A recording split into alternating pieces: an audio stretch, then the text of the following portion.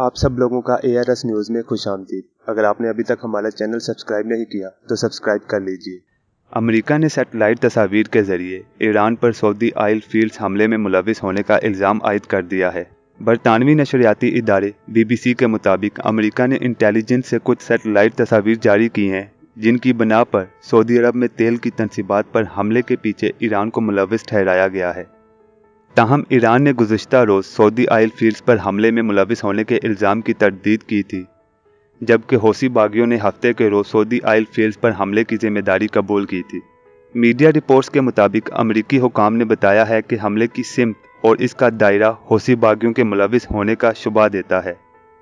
अमरीकी हुकाम ने बताया है कि हमलों की सिमत मगरिब और शुमाल मगरिब की तरफ से थी और इनके असरात 19 पॉइंट्स पर पड़े, जबकि ये इलाका यमन में हौसी बागियों के कंट्रोल में नहीं है।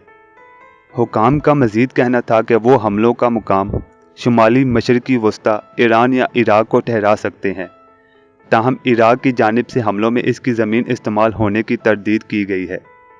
मीडिया रिपोर्ट्स के मुताबिक एक सीनियर अमरीकी ओहदेदार का कहना था कि अमरीकी सदर मुकम्मल तौर पर आगाह हैं कि इसका जिम्मेदार ईरान है। वाज़ेह रहे कि हफ्ते के रोज़ सऊदी अरब की ऑयल फील्ड्स पर ड्रोन हमले किए गए, जिसकी जिम्मेदारी हौसी बागियों ने कबूल की, जबकि हमलों के बाद तेल की सप्लाई आर्जी मुअत्तल हुई, जबकि आलमी मार्केट में तेल की कीमतों में भी इजाफा हो गया।